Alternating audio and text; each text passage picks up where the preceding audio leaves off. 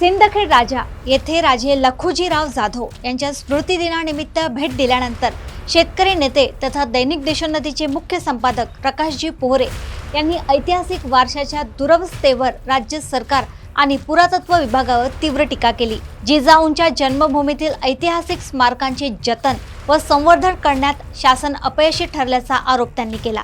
राजे लखुजीराव जाधव यांच्या समाधीस्थळाला अभिवादन करून त्यांनी ऐतिहासिक वारशाच्या संवर्धनासाठी शासनाने तातडीने ठोस पावले उचलावीत अशी मागणी केली। ऐतिहासिक स्थळांच्या दुर्लक्षामुळे महाराष्ट्राच्या सांस्कृतिक वैभवाला धक्का बसत असल्याचेही त्यांनी नमूद केले।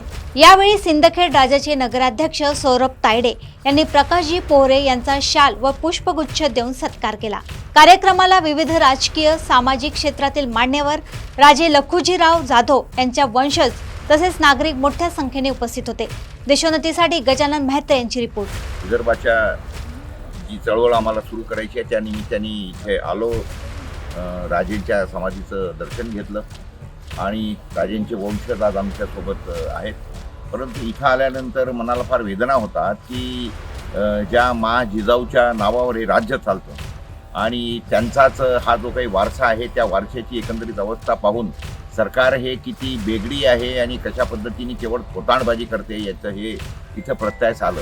खरं म्हटलं म्हणजे या सगळ्या संदर्भामध्ये इथे कितीतरी भव्य दिव्य स्मारकं उभी राहायला पाहिजे होती। या सगळ्या गोष्टींचं अतिशय चांगलं जतन आणि याचं सगळं विकास व्हायला पाहिजे होता, परंतु तो तसा काही झालेला दिसत नाही आहे आणि त्यामुळे आम्ही खरोखर या शासनाचा निषेध करतो आणि किमान आता तरी पुरातत्व विभाग अशा बेगडी गोष्टी आणि ह्या सगळ्या केल्यापेक्षा काहीतरी ठोस कारवाई करेल अशी अपेक्षा ठेवतो। खेड राजा येथे युगपुरुष श्रीमंत राजे लखुजीराव जाधव यांची आणि त्यांचे दोन मुलं एक नातू यांचा स्मृतिदिन आहे 397 आणि या दिवसाचं औचित्य साधून वेगळा विदर्भ व्हावा म्हणून या ठिकाणी एक चळवळ आणि त्याची सुरुवात या ठिकाणावर होते आणि त्या चळवळीसाठी शेतकरी नेते आदरणीय प्रकाश भाऊजी पोहरे, त्याचप्रमाणे आपल्या वाम विभागाचे नागपूरचे आमदार वामनरावजी चटप साहेब, विदर्भाचे दुसरे नेते, हे सर्व मंडळीच्या नेतृत्वाखाली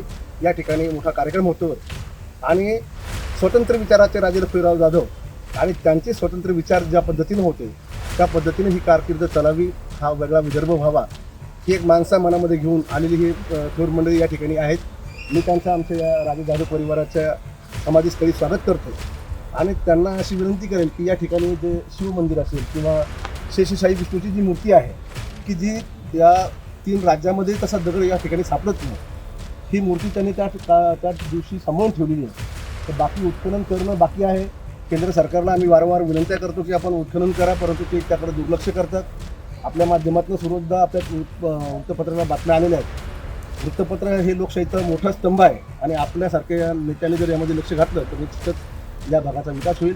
मी आपल्याला विनंती करतो की आपण आजच्या स्मृतिदिनाच्या निमित्तानं आपण या ठिकाणी दर्शन घेतलेलं आहे, त्या ठिकाणी आपण त्यांना मानवंदना दिली तरी भविष्यामध्ये या भागाचा विकास व्हावा यासाठी आपण कार्य करावं। धन्यवाद।